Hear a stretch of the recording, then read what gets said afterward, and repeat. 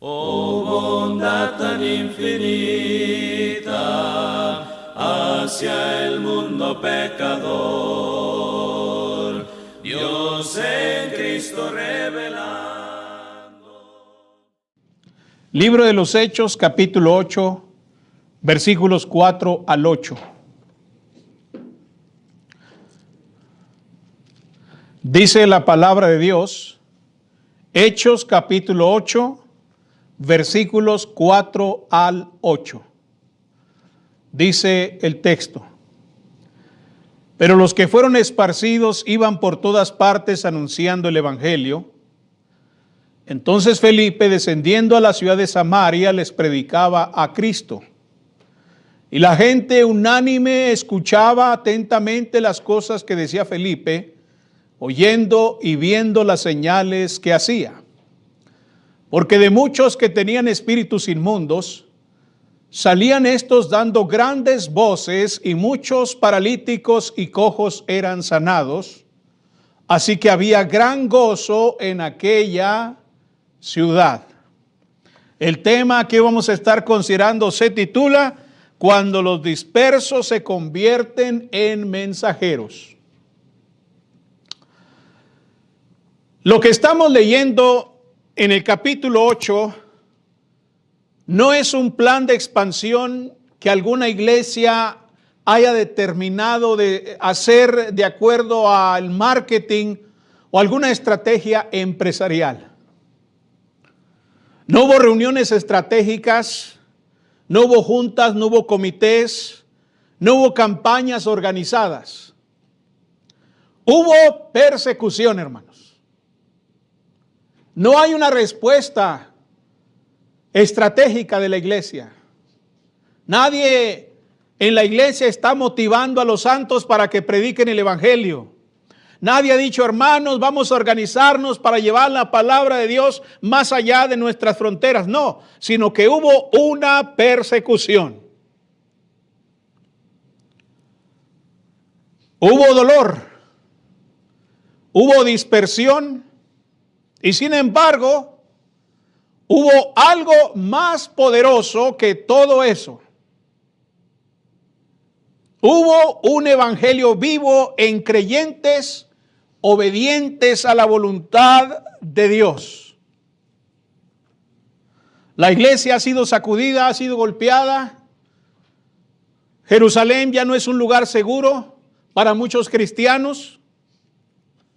Las casas ya no representan un lugar seguro. Ya no hay refugio en los hogares. El nombre de Cristo se ha vuelto peligroso. Pero lo que el enemigo pensó que sería el final, Dios lo convirtió en el principio. Dice el texto: pero los que fueron esparcidos iban por todas partes anunciando el evangelio. Entonces Felipe, descendiendo a la ciudad de Samaria, les predicaba a Cristo. Y la gente unánime escuchaba atentamente las cosas que decía Felipe, oyendo y viendo las señales que hacía, porque de muchos que tenían espíritus inmundos, salían estos dando grandes voces, y muchos paralíticos y cojos eran sanados. Así que había gran gozo en aquella ciudad. Esto es lo que dice Hechos capítulo 8, versículos 4 al 8. Este pasaje nos muestra cómo Dios transforma la dispersión en una bendición. El rechazo lo transforma en oportunidad, y el sufrimiento que estaban provocando sobre la iglesia termina siendo de gran gozo en aquella ciudad. Ahí vemos el poder transformador del evangelio. Y lo hace a través de cristianos comunes que no dejaron de obedecer la voluntad de Dios.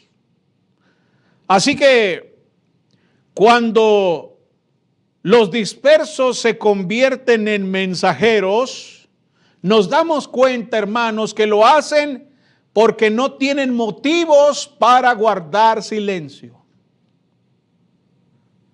Dice el versículo 4: pero los que fueron esparcidos, ahí están los cristianos que están padeciendo persecución, que están sufriendo grandemente, Pero a pesar de eso, no había motivos para guardar silencio, porque cuando fueron esparcidos, iban por todas partes anunciando el evangelio. Esto, mis hermanos, es una declaración poderosa y al mismo tiempo sencilla. Fíjense bien, hermanos. Fíjense bien, el versículo 4 no dice que los apóstoles habían sido esparcidos e iban anunciando el evangelio por todas partes. No, no dice eso. No son los apóstoles, no son los profetas, no eran evangelistas los que estaban yendo a todas partes a predicar el evangelio. Dice que fueron, ¿qué? Los esparcidos. Así es como se les identifica. Los que fueron esparcidos. Cristianos comunes y corrientes.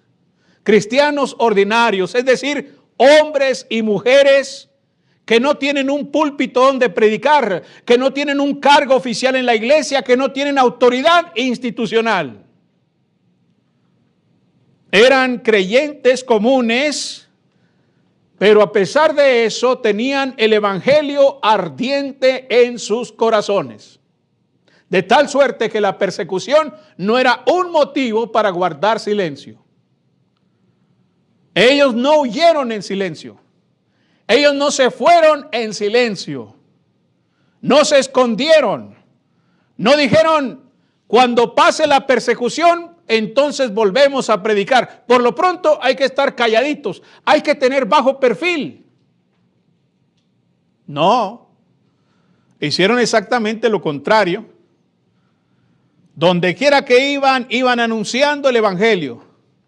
El verbo indica una acción continua e ininterrumpida, hermanos. No fue un evento ocasional, fue un estilo de vida que ellos tenían y la persecución no detuvo ese estilo de vida, no los cambió, no les tapó la boca. Hermanos, el evangelio no depende de nuestras condiciones favorables. No podemos limitarnos a predicar el evangelio nosotros solamente cuando las condiciones sean favorables. Tenemos que predicar el evangelio siempre. Porque el evangelio no necesita comodidad para avanzar.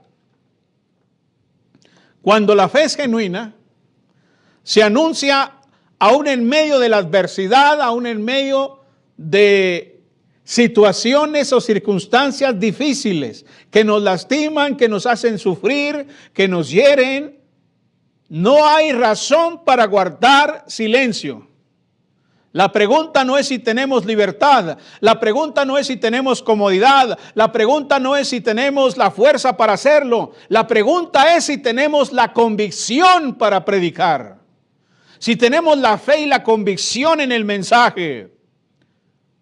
Porque aquí vemos que los dispersos, a pesar de ser dispersos y a pesar de todas las implicaciones complicadas y difíciles que eso representa, aún así iban por todas partes anunciando el evangelio. Eso hay que imitar de la iglesia.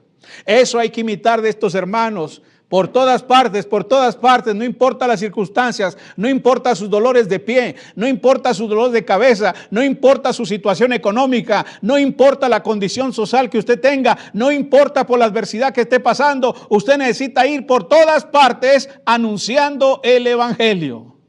Esa es nuestra misión de vida. Cuando los dispersos se convierten en mensajeros, Cristo es el mensaje central.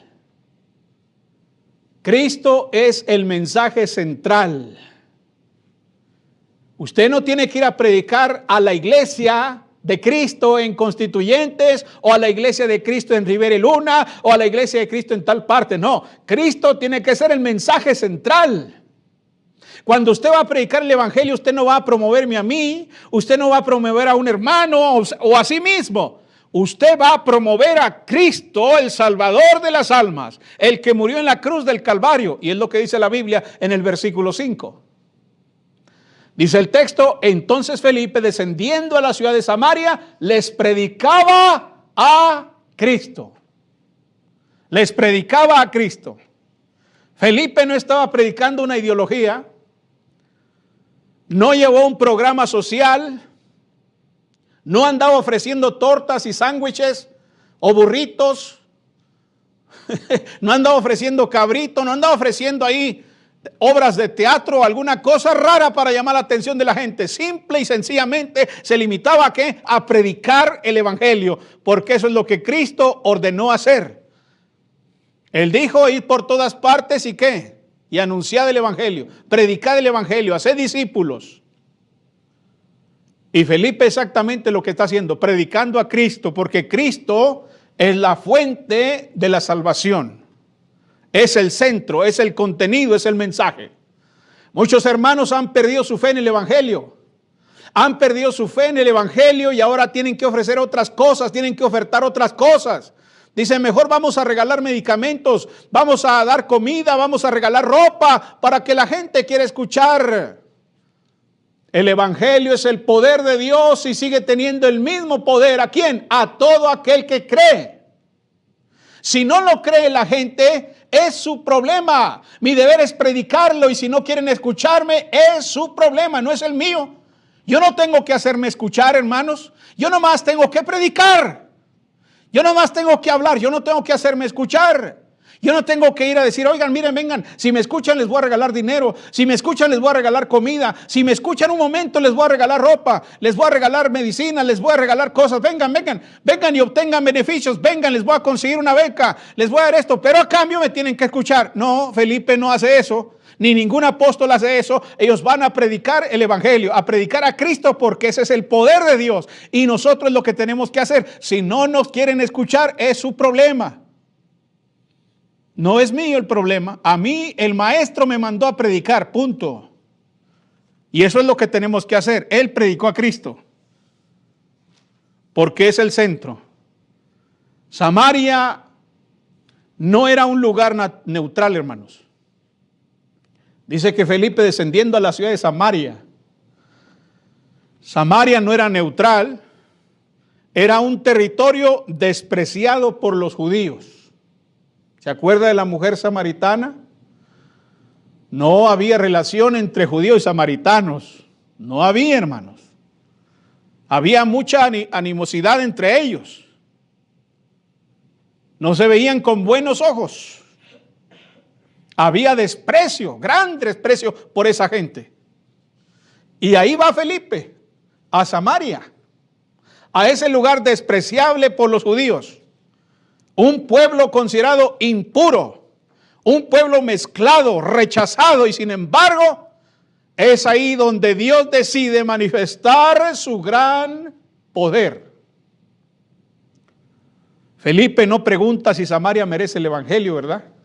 Él no está ahí orando, Señor, ¿crees que sea prudente que vaya con esta gente perversa y miserable? ¿Crees que sea prudente que vaya a esta ciudad? No, él no pregunta, él desciende esa parte oscura, desciende esa parte que desde la perspectiva humana no merece la salvación, no merecen ser rescatados, merecen de hecho que todo el juicio de Dios caiga sobre sus cabezas. Entonces Felipe desciende y en medio de las tinieblas les predica la luz gloriosa de Cristo. Él le lleva luz a las personas que están en tinieblas.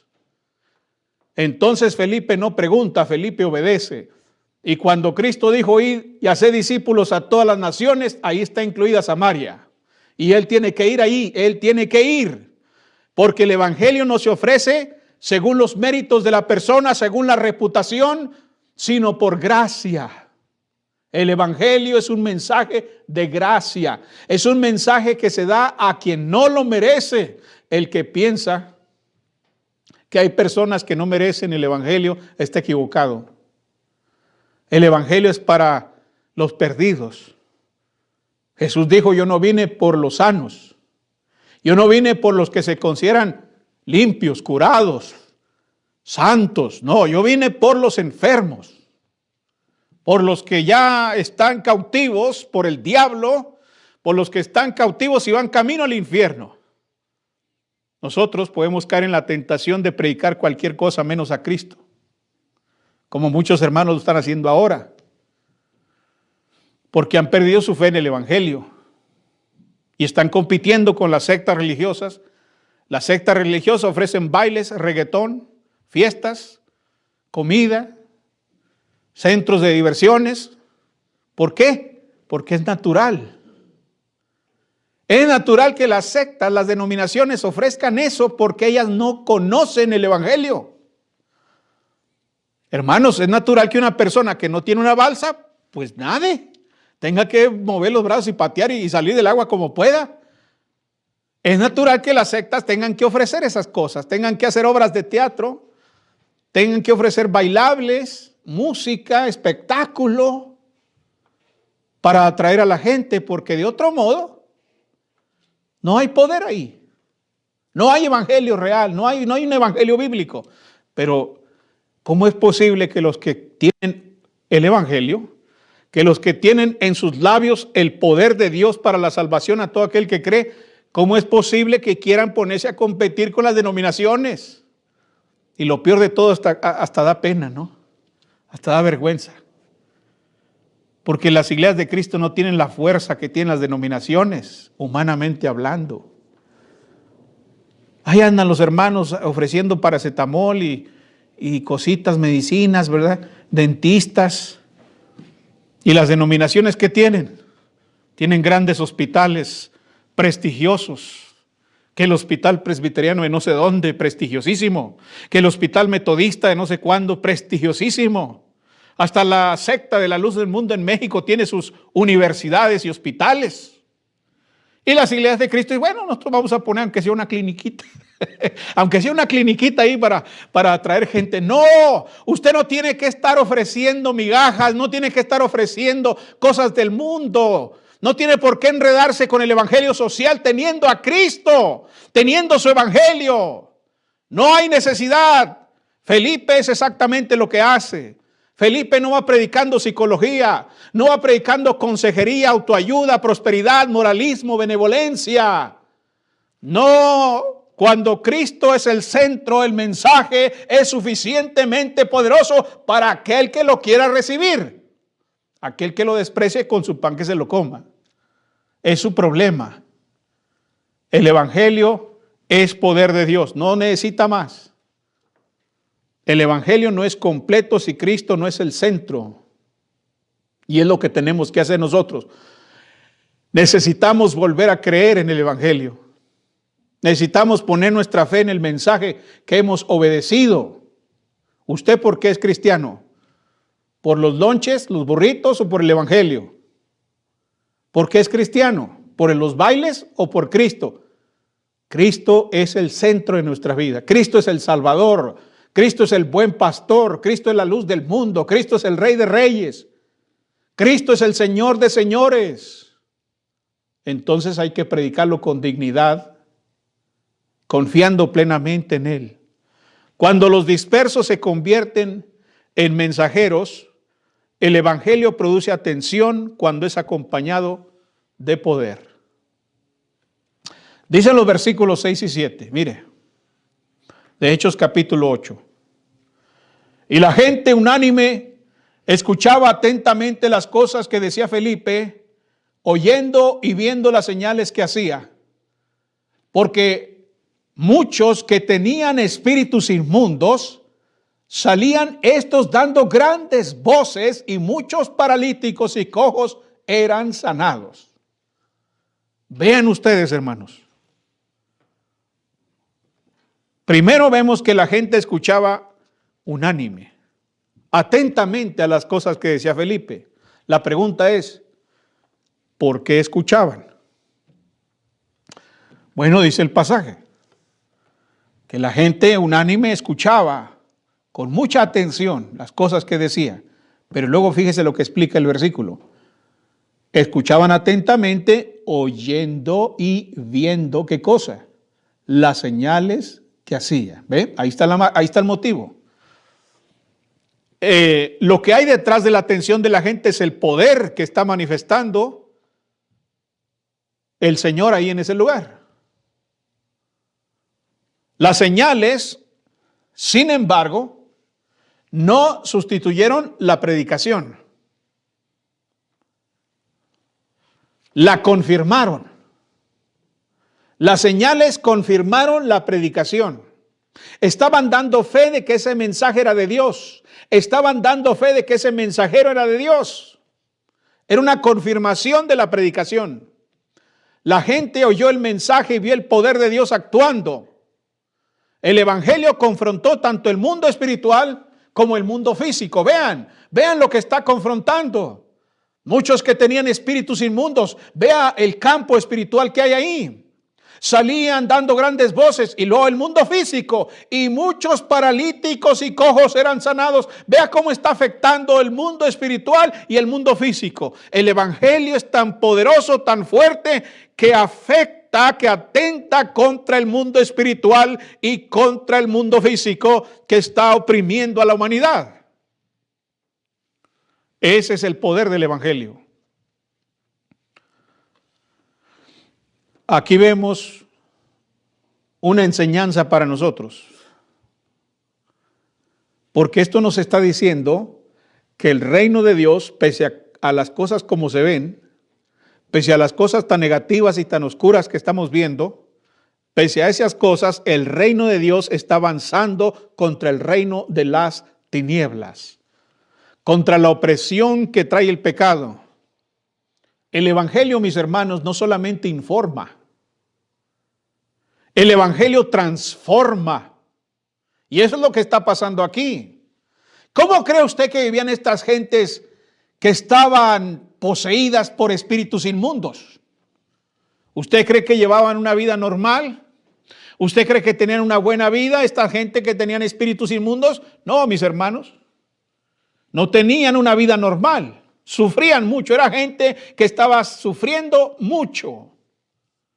Físicamente también la gente no vivía una vida normal. ¿Usted cree que los paralíticos y los cojos vivían una vida normal? Claro que no, no tenían buena calidad. Si hoy en día la gente enferma no tiene una calidad de vida buena, a pesar de nuestro tiempo, de la tecnología que hay, imagínense en ese tiempo. La gente no tenía una vida normal. Pero cuando llegó el evangelio fueron liberados de los espíritus inmundos, y cuando llegó el evangelio y entonces los paralíticos y cojos eran sanados, entonces su vida, ¿qué pasó? Se transformó. Y esa es la idea. El evangelio no informa solamente, el evangelio transforma a la gente, transforma a las personas. Ahora, no se confunda. Lo que nos está mostrando aquí la Biblia es que el evangelio rompe las cadenas que oprimen al hombre. No se confunda usted. Lo que nos está diciendo aquí es que el evangelio produce un impacto en el corazón del hombre para transformar su vida, para cambiar el curso de su vida. Porque ustedes dirán, hermano, nos está diciendo que hoy tenemos que ir a predicar con señales y milagros, a liberar demonios, a echar fuera demonios y a levantar cojos y paralíticos. No, no estoy diciendo eso. Lo que estoy mostrando con esto es el poder que tiene el evangelio, es lo que estoy mostrando. Dice, hermano, entonces el evangelio tiene el poder para liberar a una persona de esa opresión. Claro que sí. Claro que tiene ese poder. Porque lo que busca el evangelio es transformar la vida de las personas. Usted ve a personas, por ejemplo, alcohólicos, drogadictos, prostitutas, rameras, adúlteros, fornicarios, gente que está oprimida y que están atados, cautivos por el pecado. Y cuando usted lleva el evangelio, ¿qué hace? Transforma su vida. Cambia, impacta la vida de esas personas, les cambia la vida. Los que estaban inmersos en la fornicación dejan la inmoralidad. Los que estaban viviendo en adulterio dejan ese pecado. La gente que estaba presa en el alcohol se apartan del alcohol. Los que estaban presos en la drogadicción se apartan de eso. Su vida es transformada radicalmente por el poder del evangelio. Eso es exactamente lo que estoy diciendo. Y las señales esas señales eran para confirmar la palabra, hermanos. Ya fue confirmada, dice Hebreos. Ya sanar cojos, paralíticos, ciegos y toda esa cosa, ya es solamente por la misericordia de Dios, no porque yo tenga poder. Yo puedo orar por un enfermo y si es la voluntad de Dios que sane, sanará. Pero no va a sanar porque yo ore por él. El punto que estamos tratando aquí es el poder del evangelio que no solamente informa, sino que transforma. Eso es lo que estamos diciendo. Eso es lo que nos enseña el pasaje a nosotros. Cristo es predicado con fidelidad y algo sucede. Cuando Cristo se predica con fidelidad y la gente escucha con un corazón bueno, abierto, entonces algo sucede. Algo va a pasar ahí. Hay una transformación que afecta el mundo espiritual y el mundo físico, ¿ven? Algo va a pasar ahí. ¿Qué es lo que va a pasar? Que esa persona que está cautiva en el pecado y que va camino al infierno y que está bajo el lazo del diablo va a ser liberada. ¿Ven? En el mundo espiritual. Pero también el mundo físico, si está cautiva por algún pecado perverso, ruin y miserable que está afectando su forma de vida, también va a ser libre de eso cuando rompa con el pecado. El evangelio sigue teniendo el mismo impacto en la gente, sigue transformando la mente, el corazón, las emociones, todo. Todo transforma, todo lo cambia, todo trastorna el mundo, el evangelio, lo trastorna. Entonces hay que tener fe en ese evangelio poderoso. Cuando los dispersos se convierten en mensajeros, el resultado del evangelio es gozo. Ese es el efecto. Dice el versículo 8. Así que había gran gozo en aquella ciudad. Ahí está el resultado. Ahí está el efecto. No dice que solamente Felipe estaba contento, ¿verdad? No era solamente Felipe el que estaba alegre. No dice que había gozo solamente en algunos individuos. Dice que hubo gran gozo, ¿dónde? En aquella ciudad. Ah, tremenda cosa. Incluso había gozo en los que ni siquiera habían recibido el evangelio, hermanos. Ni en eso. Porque cuando usted va a una colonia, por ejemplo, y en esa colonia hay vagos, drogadictos y borrachos y pandilleros, ¿cómo cree que vive la colonia entera?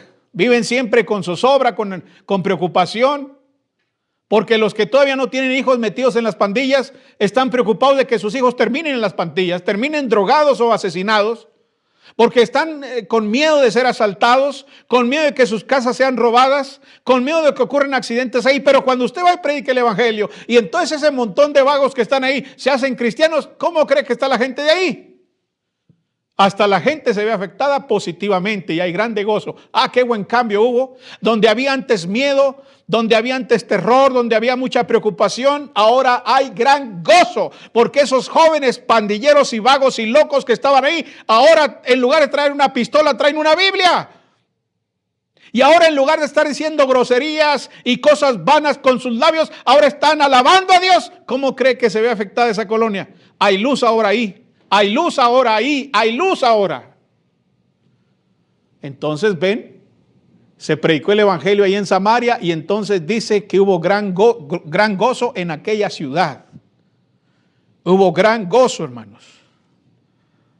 El evangelio no solo transforma vidas, personas, individuos, sino que transforma comunidades completas. Desgraciadamente los gobiernos han perdido ese beneficio que el evangelio trae. Incluso el evangelio puede traer bendición a una nación completa. Acuérdense de aquellos tiempos aquí en Estados Unidos cuando se honraba eso de que en Dios confiamos, ¿no? Pero ¿qué ha pasado con los gobiernos? Han dado la espalda a Dios. Y ahora hay caos, guerras, pestes, hambres, toda clase de sufrimientos y de congojas. Entonces el evangelio no solo transforma vidas, sino que transforma comunidades completas. Donde antes había opresión espiritual, ahora hay libertad.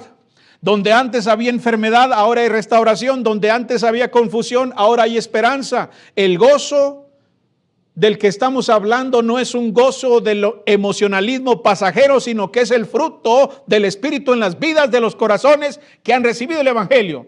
Porque el fruto del Espíritu es amor y gozo también. Hay gozo. ¿Se acuerdan del etíope?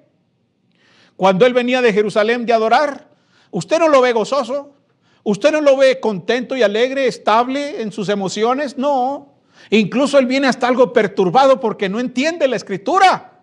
ha comprado y ha gastado, ha invertido un buen dinero en comprar un rollo de Isaías y lo viene leyendo, pero no entiende ni jota de lo que dice ahí. Y entonces viene Felipe el evangelista y se acerca y le dice, ¿entiendes lo que lees? ¿Cómo podré si alguno no me enseñare? Y rogó a Felipe que le explicara el pasaje. Felipe le explica, Felipe le habla acerca de Cristo, y entonces el eunuco se bautiza, obedece el evangelio, y dice la Biblia, y el etíope siguió, ¿qué cosa? Siguió gozoso su camino. Ahora sí hay grande gozo había en su alma, porque ahora Cristo estaba con él. Ahora entendía perfectamente la salvación, el evangelio. Iba a llegar a su casa con buenas noticias. Ya no iban a llegar con las mismas noticias de siempre. Te manda saludos el rabino fulano. Hicimos esto, lo mismo que hacen cada año. No, ahora traía la luz que saca las tinieblas del corazón de los hombres. Y es lo que está pasando aquí en Samaria. Esa ciudad corrupta y perversa. Ahora dice que hay gran gozo en aquella ciudad. ¿Todo comenzó con qué? ¿Cómo fue que llegamos ahí? Bueno, todo comenzó con dispersos. Todo comenzó porque alguien fue y agitó el avispero. Estaban los cristianos ahí en Jerusalén, tranquilos, creciendo, predicando, y a alguien se le ocurrió golpear el avispero y las ovejas se esparcieron por todas partes. Y los que fueron esparcidos iban, ¿qué? Anunciando el evangelio. El gozo verdadero nace del evangelio, hermanos. Miren, hay que aprender esto. El gozo, la felicidad real, no existe por la ausencia de problemas, porque aquí había problemas. Había problemas. ¿Usted cree que no es incómodo andar disperso, huyendo? Había problemas, y muy serios. Pero el gozo no es el resultado de la ausencia de problemas como nosotros pensamos o como el mundo piensa. No es así. Más bien el gozo es resultado de la presencia de Cristo. Ahí está la fuente de la felicidad real, estable, que nunca se acaba, porque esta felicidad tiene la misma naturaleza de aquel que la origina. Y si Dios es eterno y poderoso, la felicidad es eterna y poderosa. ¿Ven? Entonces, la felicidad, el gozo no nace de la ausencia de problemas, de dificultades, sino que nace de la presencia de Cristo. Cuando la iglesia anuncia fielmente el evangelio, el resultado inevitable es un gozo genuino, aun cuando se haga en medio de un contexto complicado, difícil o incluso opositor. Hechos capítulo 8, versículos 4 al 8 nos enseña que Dios no pierde el control cuando la iglesia es golpeada. Al contrario, muchas veces es ahí donde su obra se acelera. Es ahí donde su obra se hace más fuerte, más efectiva.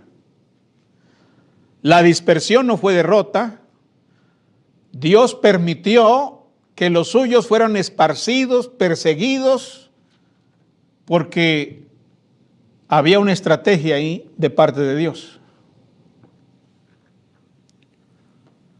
Muchas veces no vemos eso. Es decir, no vemos las circunstancias de la vida desde la perspectiva de Dios. Tenemos que compartir nuestra perspectiva con Dios. Tenemos que ver con los lentes de Dios, la vida, nuestra vida. La persecución no fue el final, fue el impulso. No hubo estorbo. Se pretendía estorbar, se pretendía detener el crecimiento de la iglesia, pero salió peor. Aquellos que decían, la iglesia está creciendo mucho en Jerusalén, hay que detener esto, pues ahora salió peor porque ahora ya se esparció la iglesia por otros lugares. Y mire hasta dónde se esparció, que ahora está aquí en Rivera Luna. Hasta acá llegó el golpe. Hasta acá vino a dar el evangelio. Creyentes comunes llevaron un mensaje extraordinario. Felipe predicó a Cristo, Dios confirmó su palabra, las tinieblas retrocedieron y una ciudad entera fue llena de gozo. Hermanos, quizá hoy no estemos en Jerusalén. Quizá hemos sido movidos, sacudidos, que estemos incomunicados o incómodos o sufriendo alguna cosa difícil en nuestros hogares, en nuestros cuerpos. Pero si llevamos el evangelio en el corazón, donde quiera que vayamos, donde quiera que estemos, mientras no estemos muertos, Dios puede traer gozo. Dios puede traer gozo en medio de la dificultad, en medio de la aflicción, en medio de la circunstancia difícil que estemos viviendo.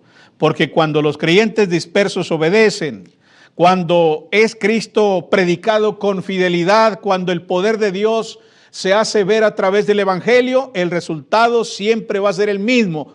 Grande gozo habrá. Que el Señor nos conceda ser de esos dispersos, o ser como esos dispersos que se convierten en mensajeros. Puestos de pie, hermanos. Oh bondad tan infinita hacia el mundo pecador. La Iglesia de Cristo en Rivera Luna le invita a sus actividades los domingos a las 10 de la mañana. Estamos ubicados en el número 3331, esquina con Rivera y Luna, en El Paso, Texas, 79905. Todos serán bienvenidos. De salud, solo en él hallaré